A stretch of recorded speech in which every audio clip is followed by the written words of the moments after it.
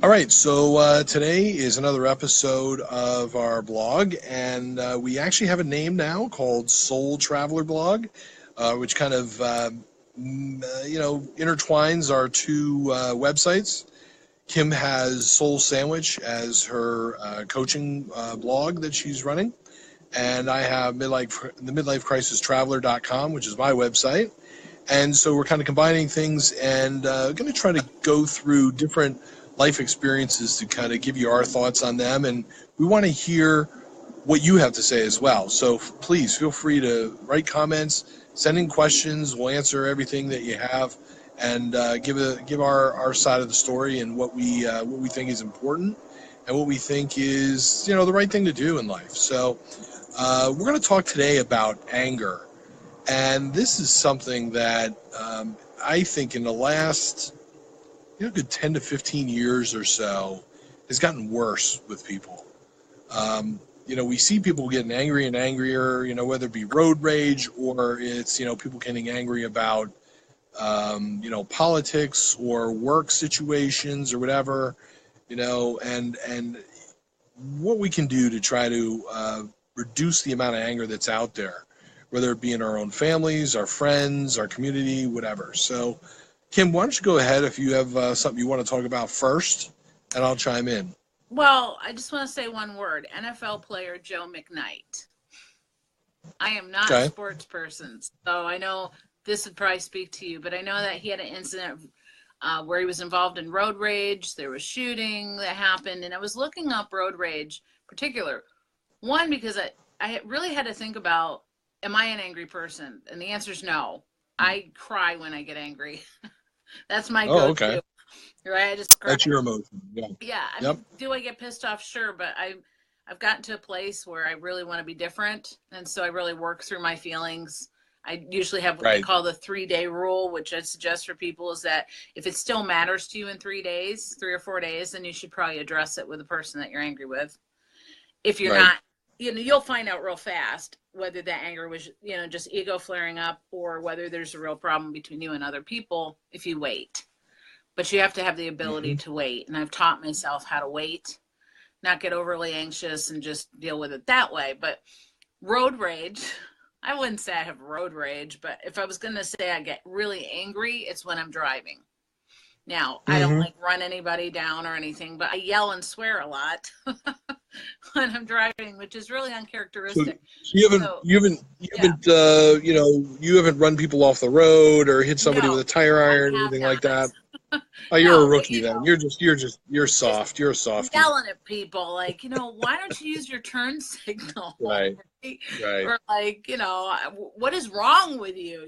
And my voice gets higher and I get very pissed off. Do you give them the hand? Do you give them the hand? No. No, you don't give them the hand? I think I'm you don't flip them off? in this community, and I'm afraid it's going to come back to bite me.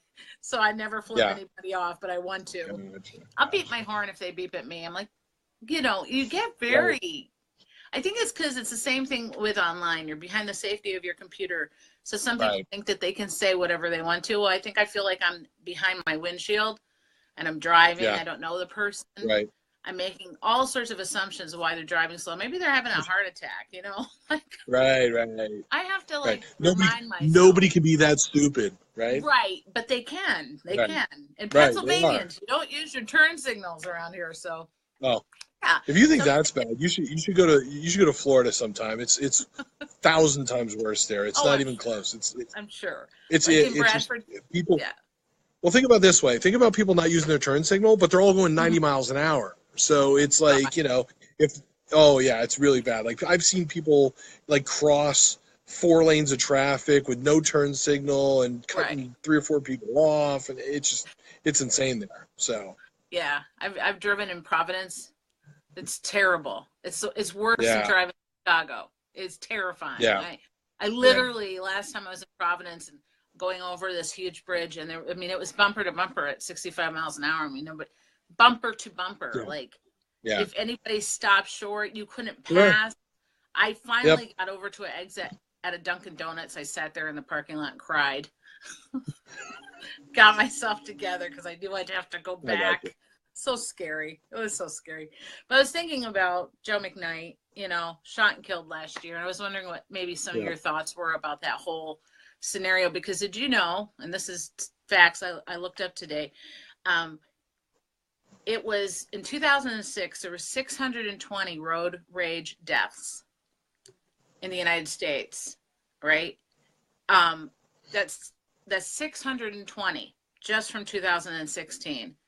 Right. From 247 in 2014. So literally the road rage incidents have doubled.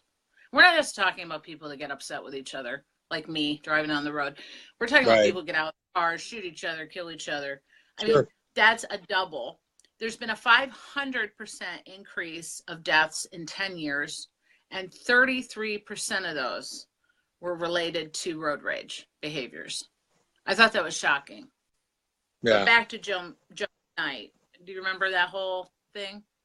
Yeah, it was really surprising. It's like, and I knew him as a football player from his days at USC all the way through the NFL and everything. And people had all said, they were like, wow, that if there was a guy that you would think that would never be involved in something like this, it was Joe McKnight. Right. He wasn't that kind of, crazy kind of angry guy. And, but you know what? Listen, it's dangerous out there. I mean, people don't care. People just, right.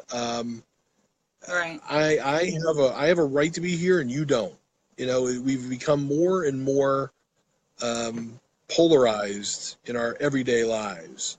And I actually had a kind of a theory about this. I lived in New York City for 8 years. Oh my God. And I lived in South Florida for 13 years. So I've lived in multiple, and I lived in Philadelphia for 4.5 years. So I've lived in multiple different kinds of lifestyles. Where Philly, I lived in the suburbs. New York, I lived in the city. South Florida, I lived in in not an urban atmosphere, but more of a kind of a more of a city situation. But it's more of a tourist area. You're living in the middle of a tourist area. There's tourists all over the place. So, all the time you're running into people that don't know where they're going, don't know what they're doing, and kind of making a mess of things sometimes and stuff like that. But, my theory is, when you live in New York City, you can't afford to not get along with people because you're around people 24/7. You're on the train, you're on the bus. Most people in New York don't even own cars because it's too expensive. It doesn't make sense anyway because parking's a pain in the ass anyway to try to, park somewhere. Right. So you always take the train or the bus or you take a cab or you take an Uber or whatever. And you just don't deal with that. So you're around people all the time. There's no escaping it. You go to the grocery store, you walk down the street, you're in buildings where you're sometimes in cramped offices. You're in elevators all the time. You're in these situations where you have to get along with people, and people figure it out. You know what I mean? It's like you know what? Sometimes somebody bumps you and you don't like it or whatever, but you just deal with it. That's the way it is, right. But in places like, let's say, South Florida, in the last decade or so, people have gotten considerably angrier there. And the reason why, I think, is that people aren't forced to get along. So everybody gets in their car there and goes to the next shopping center or goes to their house or goes to work or whatever. Mm-hmm. We aren't forced to be together in small places with each other and have to show respect for each other as far as, your right. personal space and not talking too loud and things like that. So, I think that because our society has become one where, we jump in our car, we go to a place, we don't have to really interact with people if we don't want. I mean, listen, you could go to a restaurant, grab, something to eat and never even talk to anybody except the waitress. So you're not really forced to. We're very isolated from each other. Yes, we're a very isolated society right now, with more and more cities. Did you ever see that Facebook video of, it's a comedian and he's like, this is what it used to be like when people would knock on the door, the neighbors would come over. Yes. And he's like, oh, come on, out get some cake. Yeah, special coffee cake, right? Yep. For friends. But today it's like you're hiding now. when the doorbell rings. Well, And yeah, I mean, right. I mean, my family is half Italian, and so in the Fifth Ward where the Italians lived, they all had front porches on their house. Yeah. So in the evenings, people would sit out on the porch and they would talk to people, and people would come from across the street or whatever, and down the street and stop by and say hello, and they would get to know their neighbors. People don't know their neighbors now. People live in apartment buildings. They have no idea who lives next door to them. Yeah. Until the music's way too loud on a Friday night party and they're calling the cops, you know? Yeah. So that's the thing, is that we don't, there is no real sense of community anymore and getting along. It's, you know what, I'm done, I'm getting my gun, and I'm going to solve this. So, yeah, it goes from step 1 to step 5 really quick. It does. I also wanted to bring up that, I saw a meme the other day, and it said, the biggest communication problem is we don't listen to understand, we listen to reply. And so we're not paying attention to what people are saying. We're not empathizing with what they're talking about. We are generating our response before they can even complete what they're saying. We're anticipating the negativity that they're going to talk about before they've even voiced their concerns. Notice how quiet I am? Finally, you're finally respecting me. What I'm going to say next. So that's the thing, and I wrote down, I said, the art of conversation is lost. People don't discuss things anymore. They just assume. And as soon as they assume, they get angry. And then that anger pours out in some kind of retort that may not even be what the person was talking about to begin with. People are more concerned. Yeah, people are more concerned not with connecting with someone, but proving they were right. I think you cannot find that any greater example of that than on Facebook with Trump supporters and people who don't support Trump. Occasionally I will post a political post, and I have friends on both sides, and I try to be as respectful as I can, because conversation is really important. It's important to discuss things. It's important to have those conversations, but a lot of people want to shy away. Remember your father used to say, we don't talk about religion, we don't talk about sex, we don't talk about politics at the dinner table. And honestly, I think that's a great time to talk about things if you can be respectful and that somebody might not have your point of view.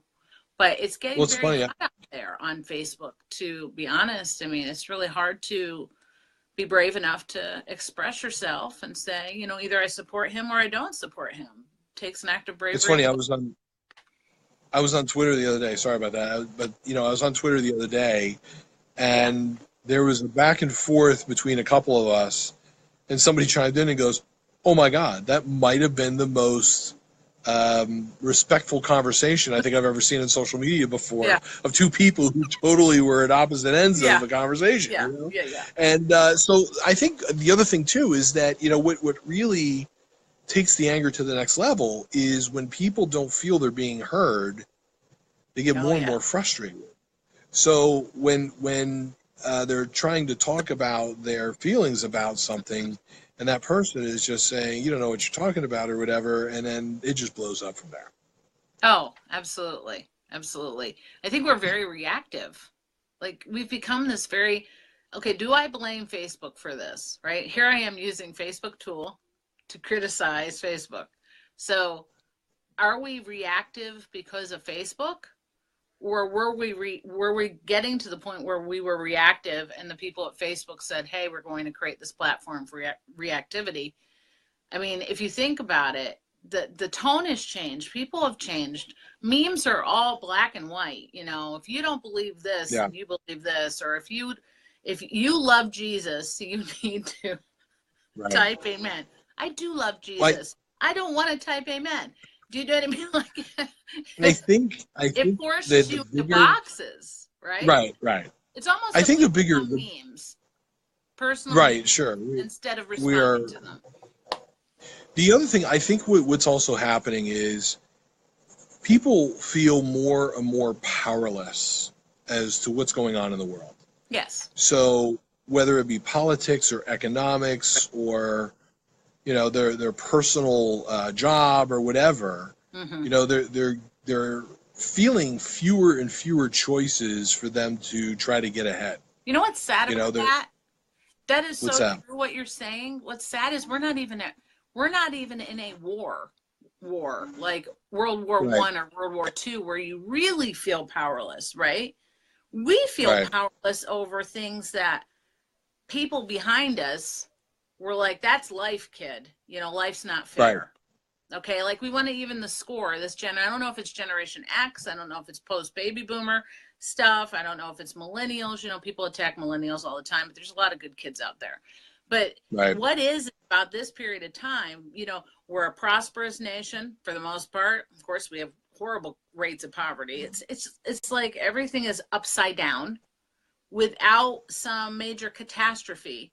That makes me really worry about if we were to hit a major catastrophe. Speaking of being reactive, and right now, the office that was in charge of the Hawaii alert that sent that alert out mistakenly are getting death threats. They're getting death threats for mistake. They didn't do it on purpose. Who thinks this way that I'm going to write them and tell them horrible things? I don't get it. I feel like the world's insane. Everybody's getting death threats now. So it's like, it's so anything that goes viral online, now you're guaranteed to get death threats for it. That's just scary.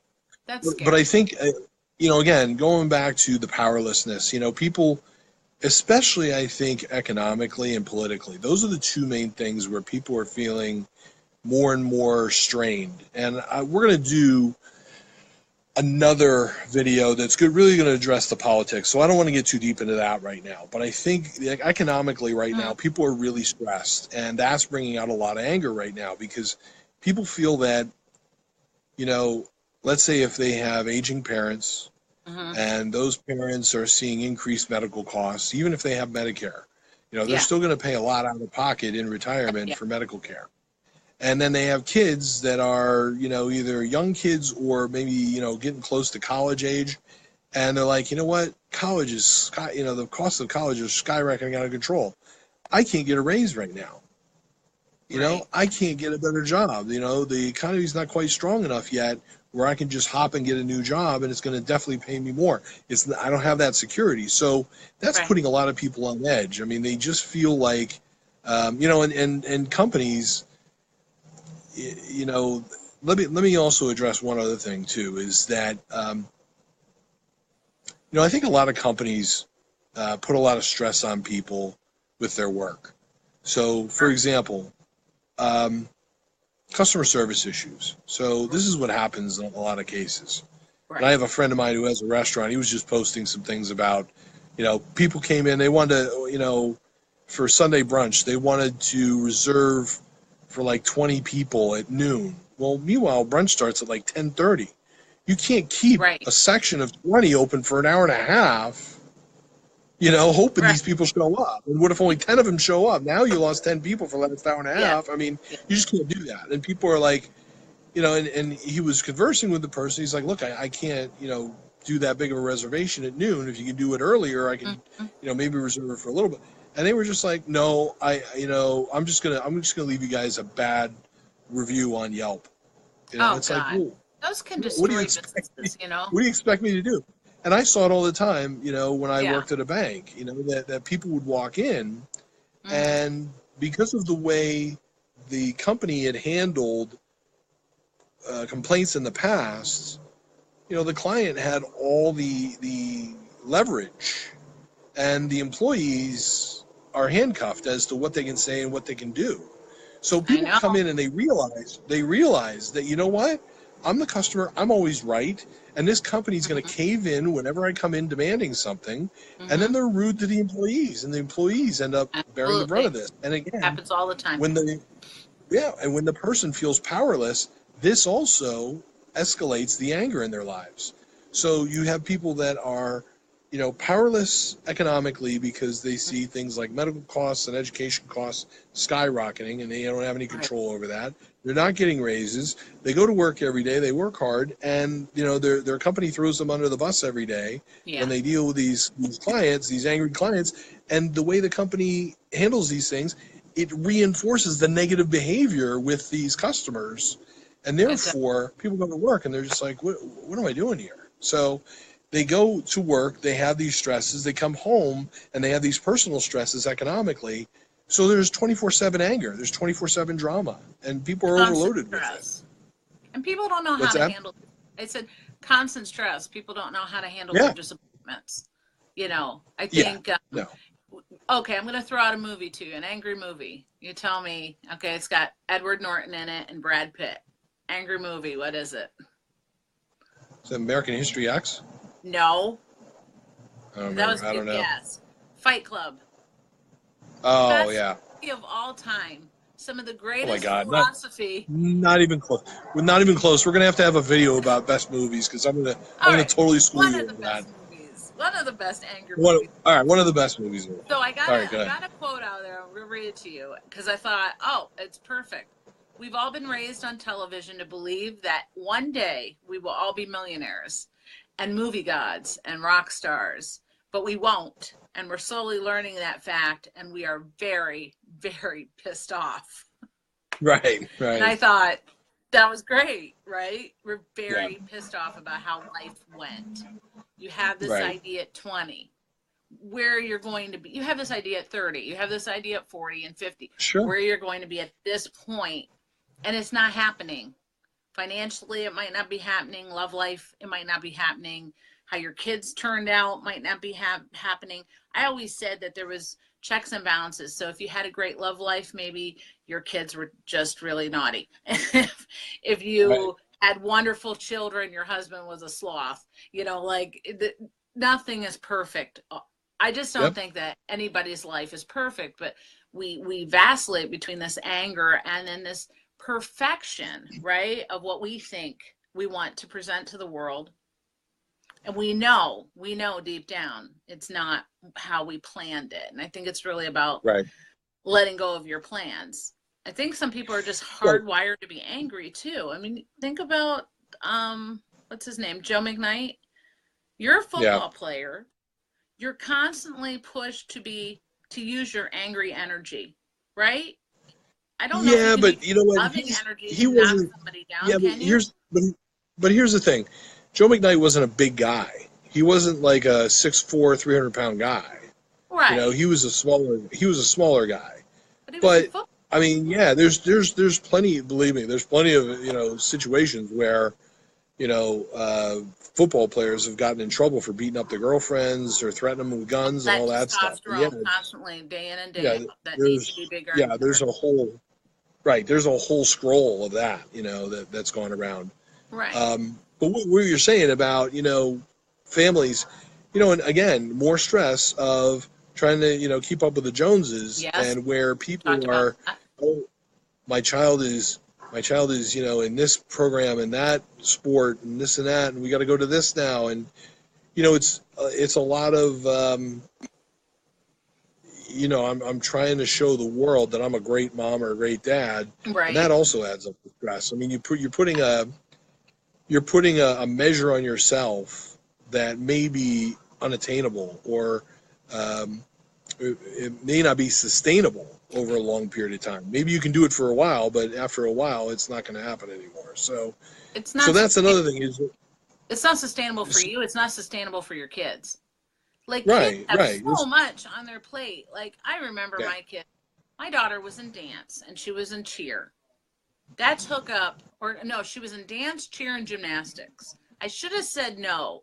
I should have said pick two. But then she wanted to ice skate. And I remember, oh my God. I looked right at her and I said, it's not happening. And I felt like the world's crappiest mother. Right. But I couldn't handle it because I had one in basketball. I had one doing something else, football. Right. And then she wanted to do 4 things. And I'm just like, I'm thinking it's not good for her. It's not good for me. And I have to start to think about me too. And I think mothers and fathers a lot of times will say, oh, sure, honey, we'll do that also. What they don't realize is they're creating a lot of anxiety for kids who want to do everything and be these overachievers.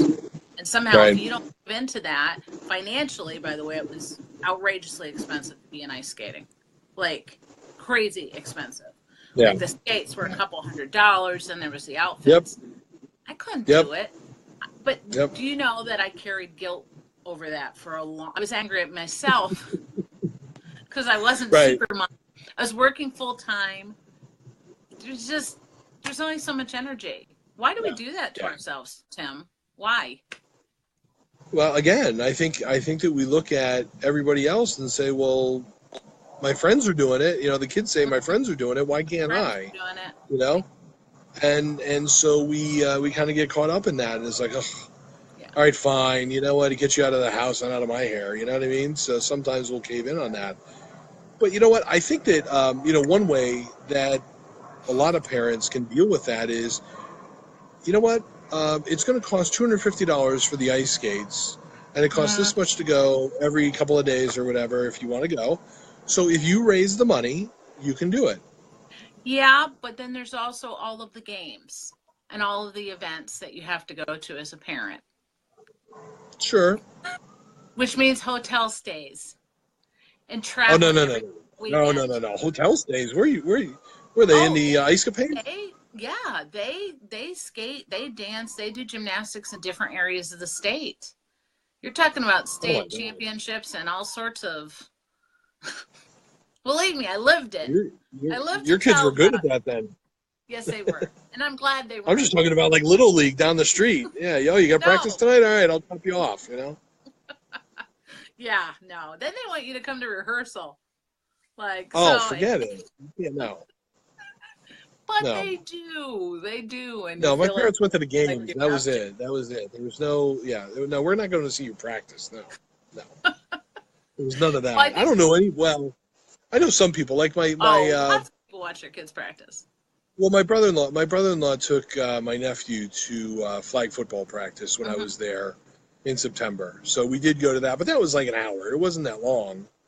You know, I mean, they were just there basically running around, running a few drills and stuff. Sure. And it wasn't like a big long drawn out. It wasn't like some of these soccer groups and stuff where you got a game at like 9 and you got a game at 11:30 and it's like you're there all day. Well, I think part of the problem is that you become more and more isolated. The busier your family is, the more isolated. Right. Sure. You would think, okay, I'm the mom and I'm doing all this. I'm driving them everywhere, so we're spending quality. You're not, because you're not sitting down and eating together, really. Right? Well, and going back. Yeah.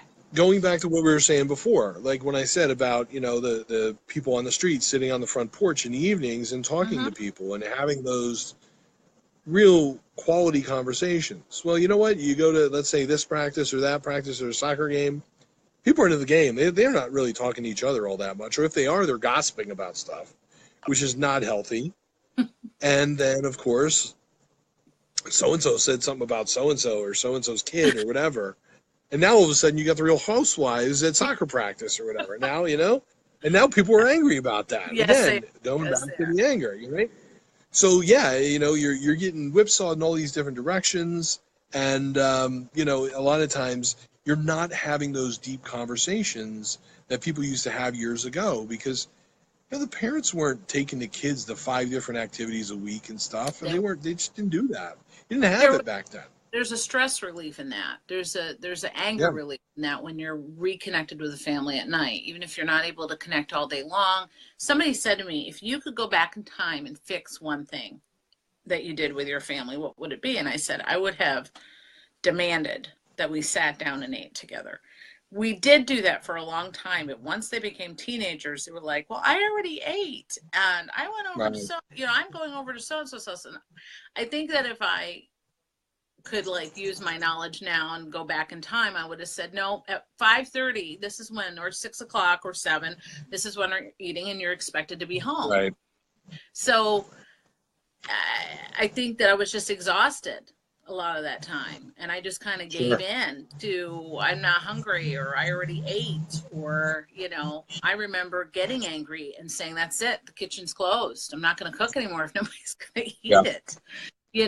But that was on me. I should have been more cohesive. I think things you know, would have been better if it had been that way. Yeah. But you need that connection. That oxytocin is really important. And you release that when you hug somebody, when you talk to people, when you spend time with people. And you can call yourself a recluse all you want and say, I don't need people. But that biologically is not true. Your body needs to release oxytocin because it's healing. It actually heals muscle, heart muscle, Right. oxytocin. So people having heart attacks and strokes and things like that, I'm not saying that it's because they were angry all the time. It could have been genetic, but oxytocin is proven to strengthen a heart, which I find really, Sure. really interesting when we think about the heart as a symbolic thing and love, right? And then you have this physical heart that depends on connection. Like your body Right. depends on it. Did you ever hear of a guy named Phineas Gage? He was he was a railroad worker in the 1800s, and he was detonating something, and a spike stuck into his head, and it went in this way and came out, like that, came out that way, and it literally hit his left frontal lobe, which is this part here, which is impulse control, and went right through, and he lived. He lived, lost his eye, but he lived. He was a super nice guy before the accident happened. He became a raging human being after the accident. Sure. Angry all the time. Yep. And this was the first time in medical history that they had realized personality has to do with different parts of the brain. So this is like, what I write down, 1848 when this happened. Mm-hmm. He lived another 12 years. He quit his job and he became a stagecoach driver, and they said he got a little better, right? He was able to socialize. I think that structure of being a stagecoach driver kind of helped other parts of his brain compensate. But didn't he have road rage on the stagecoach then? I didn't think of that. I mean, he's got to be like, he's got to be a real monster out there on the roads, on the dirt roads. Running over little old ladies. Get out of my way! Right. So anyhow, it started this debate about how your brain and your personality are closely identified. And I think a lot of people who have sudden personality changes really need a brain scan, which we're like, oh, take them to the psychologist, take them to counseling, when actually it could be something pressing on that area of the brain that makes them so angry all of a sudden. I mean, but why does he look at that? It's funny. When I lived in Philadelphia, I worked for 3.5 years. I worked with people who had severe head injuries. So most of the time they were car accidents. Okay. So that most of the time it would be they got in a car accident, their head hit the windshield, and they had this brain injury. And so they ended up, a lot of times they would have trouble with their speech. Sure. And they would, like right now, what I'm doing, they would have trouble coming up with a sentence and things like that, or they would have trouble with certain words, and they would get really frustrated, and then they would get angry. Really, some of the guys would get really angry, and sometimes they'd get violent. They'd punch holes in the wall or whatever, So what we did is we worked with them. They were living in townhouses all through this one area of town, and so we would visit with them. Some of the guys were okay that you'd only have to check on them maybe 2 or 3 times during an 8-hour shift. Other guys you had to have 24-hour care with. Other people, you had to do everything with them. They literally couldn't take care of themselves. So there's varying levels of care that we had to give. Sure. And but one of the big things was when they had these injuries, they would look fine. They were like regular people. Yeah. But the brain has been damaged in certain areas that prevents them from acting normally, and that really would get them angry, and they would have outbursts a lot of times. And so, I think that's the thing is that, and it can be little things. It doesn't have to be a big car accident. It could just be, a concussion. It could be, falling off a bike and hitting. There was one guy, this guy was really, really smart. He worked for, he was an engineer. He was some kind of like a chemical engineer. Right. And he worked with, but he worked with the Department of Environmental Resources of New Jersey. Mm-hmm. So whenever there was any kind of like an oil spill or any kind of a spill or whatever, he's the guy that would come out and assess the area and say, okay, here's how you need to clean it up. You have to have so many parts per million of this, so many parts per million of this. Right. You have to get it down so that it's under this level and all this stuff. He would do all that calculations and stuff. Really brilliant guy. One day he's just working out on his house, and he's doing something on the ladder, and he falls over and he hits his head on the driveway. And That's his wife just said, okay, he's he got banged up, but he's like, he's okay. And the next thing you know, like he can't figure out what's happening moment to moment. Like every couple of minutes he's asking, literally like when I met him, every 10 minutes he would say, when can I go home? Oh, that's heartbreaking. Because a lot of times with head injuries, you damage your short-term memory. Right. Here's my movie contribution for the show today. Have you ever seen the movie Memento? Oh yeah, great movie. Brilliant movie, right? I think I've seen almost every movie that's ever been made except Saw. Like I will not watch.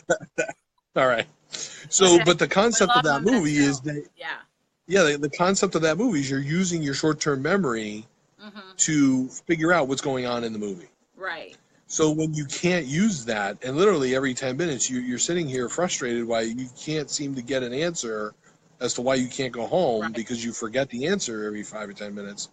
Really frustrating for these guys. So here's somebody that, brilliant guy, and he got to the point where he had actually pulled a gun on his family. He got all paranoid about stuff. He thought that he couldn't figure out why he couldn't remember these things, and he got paranoid. He thought people were playing tricks on him. Oh, so that's how he got into our program. And so we tried to help him try to because did he get better, or was it just? I don't know because I ended up they had sold the program and they moved to a different area. So I don't know how it all ended up, but yeah, he was a very severe case where you damage the brain like that, and it triggers a lot of anger because the brain's not functioning right, and you're confused and you start getting paranoid because you don't know what's going on. You don't know if people are playing tricks on you and everything else. And if you're damaging certain parts of the brain, it's going to already set you off to be, like you're saying, less impulse control, to control that anger and stuff like that. So yeah, I think there's probably a lot of those cases running around where people have had injuries as kids, where they're, like I said, falling off their bike. Like when we were kids, we never had a helmet when we were on our bikes. I rode my bike fell off. I rode my bike every day. Every day for half the year, I would ride my bike. If there wasn't snow on the ground, I was riding my bike. Yeah. So it's like you fall, you play football or whatever. You're getting messed up. Even basketball. They're starting to look at basketball and soccer now, where guys get elbowed in the head and everything, and how many times are they having concussions and everything, or diving on the floor after the ball, and guys hit their heads together and stuff, or hit a knee. And, there's a lot of these out there that have never been researched. They just think, he got banged up a little bit. Remember what I told you about mine? Remember I told you when I was 15, flipped over my handlebars and I smacked my face on the pavement. For some of you that don't know, I broke my jaw here. I cracked it here. I had gravel in my face. I had teeth missing. I mean, it was a horrendous hamburger mess, on the pavement. And my personality changed that year. But we didn't know about that stuff, and nobody said, hey, maybe she had a brain injury during that time. But I became extremely forgetful. I would leave stuff places. I couldn't remember things as easily. School was difficult for me after that. That was just going into 9th grade, and people said I was an airhead. That was my nickname. From 9th till about 10th grade, 11th grade, I seemed fine. But those 2 years were hell for me. And to this day, I have problems with peripheral vision. So, not peripheral, sorry. How do I put it? I have a hard time parking and understanding how far things are from me. What is that called? I can't remember. Depth perception? Depth perception, not peripheral. I've got great peripheral. But depth perception still is a struggle for me. And it wasn't before. So, Right. you know, if you've hit your head and you wonder why you're acting the way Right. you are, you might want to go to your doctor and maybe get a Right. scan. But, you know, Yeah, seriously. your limbic system, your feeling center is about the size of a lemon in the middle of your brain.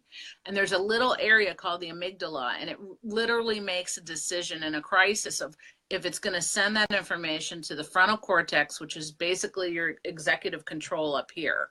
Right? It's no mistake. Like when people go like this when they're thinking, they're actually touching the area behind the skull that is helping think, which I find fascinating. But that amygdala is either it's going to go to your frontal cortex to help you make a good decision when you're upset, when there's danger, anger even, or it's going to go straight to the limbic system where you're not going to make any good decisions. And the whole frontal lobe is going to shut down. So this is what happens when you have now locked yourself out of the house because you were stressed out, you were trying to get to work, and you know the thing that you did every single day, which was pick those keys up before you walked out of the house because of that stress is building, or even let's say you had an argument with somebody, that whole frontal lobe just shuts down. You've run out of your house, you know, the door locks behind you. I mean, this is how these things happen. And you think, how could I have been so stupid? Right? Well, your brain is dumb when it's under stress. And depending on your personality, like for me, if I get into an argument with somebody, I cry, which is a very safe way to go. Right. Right. Versus you immediately go to sympathy. Yeah, I do. For me. Right. I mean, what do you do when you get upset? Do you withdraw? If it's road rage, then I'm flipping them off, or you know, whatever. Sometimes I'll laugh at them. Sometimes crap out of you. No, sometimes I laugh at them, and that really pisses them off. It's really kind of funny. I'll be like, "Hey, how you doing?" You slow down. They're telling you. No. Like, well, like the other day, this guy, I was switching lanes on the highway because this guy in front of me was going really slow, and this guy was speeding up from the back, and he was pissed off because I was changing lanes because the guy in front of me was like, and then the guy in front of me started changing lanes, so then I had to move over another. And he's like, "What are you doing?" I'm like, "Dude, the guy in front of me is moving around. I got to get out of his way, or I'm going to have an accident," you know. So I was just kind of like, "Hey, how you doing?" So. I like when they're really slow in front of you, and then you go to pass them, and then they decide that's about the time they're going to speed up. Oh, yeah, they're going to speed up. Which makes no sense. Like, yeah. Like, that's so American. It's so badly American. So one of the other things I wanted to talk about is, okay, so we know everybody's angry now. Mm-hmm. What can we do to try to manage anger better? What can we do to manage anger better? I know you're going to think that a fruitcake answer, okay? What? Meditation. Yeah, I was going to say that. I was actually going to say that's one of the ways. Oh, that's cool. I was going to say I have like 3 or 4 different ways, so that was one of them, though. Prayer, meditation, whatever you want to call it, 5 minutes, 10 minutes makes an incredible world difference. You can do it at work. There's a YouTube video that you can get on your phone. It's by the Honest Guys. It's called 10-Minute Meditation. It's literally 10 minutes from start to finish. I can do it on a lunch. I did it, you know, in my office, you know, if I had a break. Did it in my car because, you know, now we've got these little computers in our hand. So no reason why you can't do it. But it just takes you through a guide. Is there an app that'll deliver drinks? Yeah, right. To like reduce your stress, you know, and then like that app. Right. Okay. I'm gonna work on that one tonight. Yeah. Yeah. Do not work on that one. And so, but there's also a thing called Spire, which have you heard of Spire? It's kind of like a Fitbit. No. You clip it on your clothes, you clip it on your pants or your bra, and it literally takes your heartbeat, your pulse, respiration. It watches you while you sleep, and then it will give you on the app on your phone. It'll give you kind of a readout of when you're actually waking up at night, when your breath gets quicker and you get more anxious. It'll alert you and then give you like a small 1 or 2 minute meditation. I would love to have one of those. You know, so that's good. If you're techie, then that's how I would do it. But just even deep breathing, like they talk about the 4. Have you ever heard of the 4-7-8? No. Really? You want to do it? We're living in different worlds here, Kim. We're living in way different worlds. It's like, no, you breathe in through your nose 4 counts, and then you hold it for 7 counts, and then you let go for 8 counts. But it's got to be the whole 8. If you're a smoker, this might be a little hard to do. Not you, but people out there. So hold it for 7, blow it out the mouth for 8 counts. That actually creates oxytocin. That releases oxytocin. So it's like a little bit of a rush. It works great. A lot of vets use it that have had trauma from coming back from the war. They use it if they're like in public because nobody knows you're doing it. You can use it in your car when you feel like you want to like flip somebody off. You can put yourself to sleep with it. For 20 years, I was pretty much an insomniac.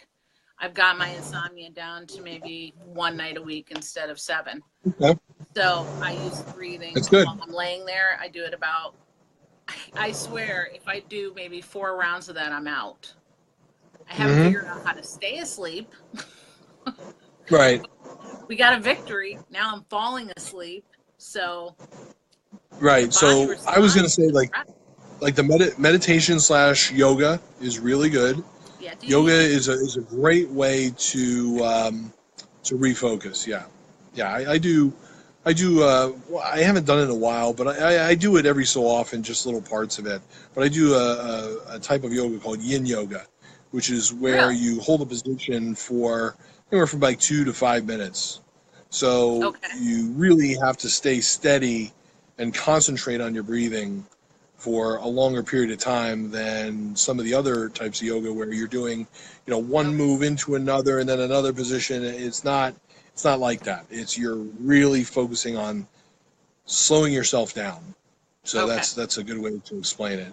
Another thing too, again, besides yoga, it would be exercise. So let's say you're having just a terrible day, you can go to any of these, UFit or Planet Fitness or whatever for like $10 a month and just go there and work out your frustration. And there's all different kinds of activities you can do there. You can do I think it's like the half-hour workout where they have each station right there and you do a minute like at each station. And you can do weights, you can do cardio, you can do, a little bit of everything there. They have a lot of different choices for you. So working out is a great way to reduce your anger and stress. You mentioned a little bit religion. Some people, like to go pray, or they'll go to church, or they'll, in Catholicism we have confession. So sometimes those things can, take a big load off your mind. That is the best part of being Catholic, I think, is that like Protestants really miss that part of confession. We don't really have that. I mean, you might be able to go to your pastor and tell him how you feel, but you don't have that anonymity, of sitting in that, I don't know, cubicle. I don't know what to call it. Vesticle. I don't know. And just talking behind kind of a screen. I mean, your priest knows who you are, obviously, because you go to his church, but there's unless you go to another church. You can always go to another church so you're anonymous. True. But I think we really, as Protestants, miss that whole thing. I think Catholics really, really understood that it was important to kind of purge and release a lot of guilt. I think half of anger is the guilt people carry with them. Just not forgiving yourself for the things that you've done, or the things that nobody knows that you've done, that you just carry like a dead pack on your back. I mean, I don't know if you've experienced that yourself, but I certainly have. And counseling was really beneficial to me. I don't know. I think that there's really split ideas about that. A lot of people are like, I'm not going to go to a counselor and tell him my problems. We can work this out ourselves. You hear a lot of that, but rarely I think that ever really works out. I mean, back to relationships, anger between partners. What do you do with that? Right. Sometimes that anger can come from a really deep area that you're not even aware of. Could be from the way you were raised, certain triggers, especially if you have, let's say, a feeling of abandonment and someone that you're in a relationship with, maybe they're not always checking in, so to speak. That you're like wondering where they are and they're not answering the phone or text, maybe after a day or Right. two, or and it's like, okay, what's the story here? Right. Why can't you just text me back and say you're okay?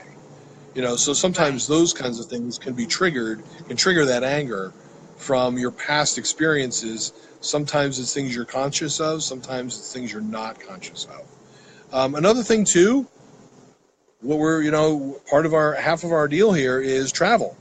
So Yeah. I've found that, in my travels, it really reduces my stress, and that, I go to really gorgeous places that are unique, Yeah. places that, are not,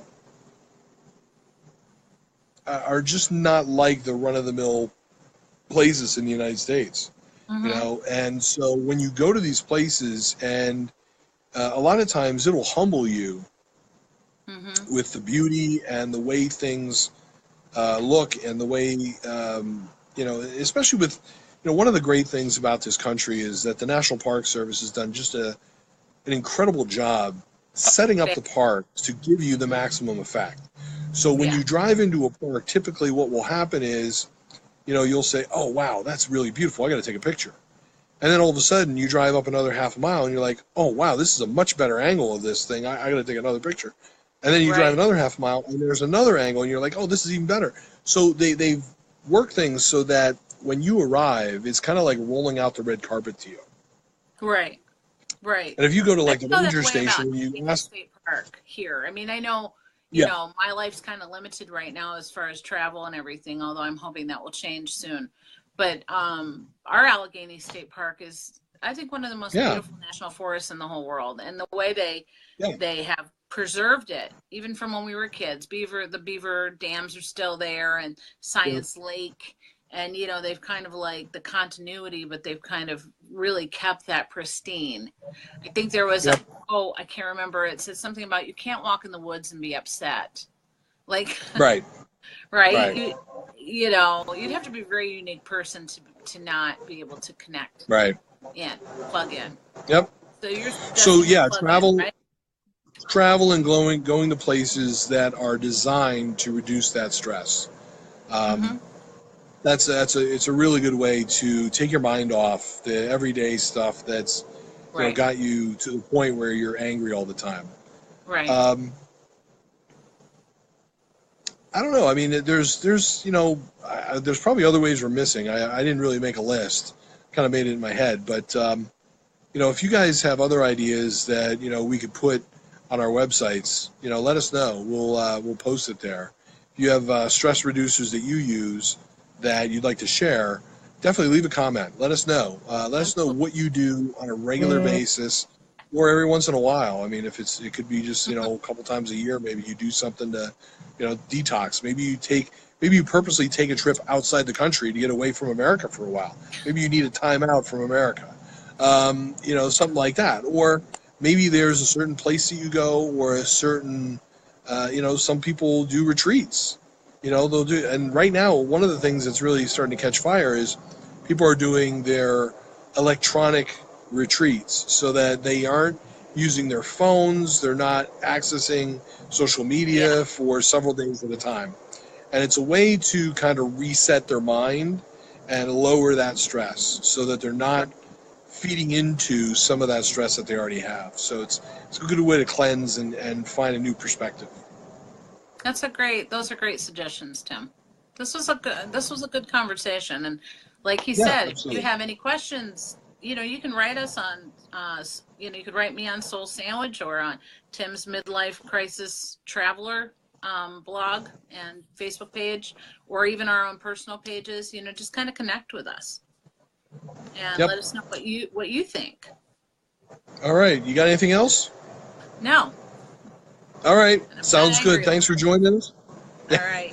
Thanks. Yeah, right. We're not going to get an argument here. We're not going to Yeah, show our let's anger do over. a mock Right. argument and freak everybody So, out. thanks for joining us, everyone.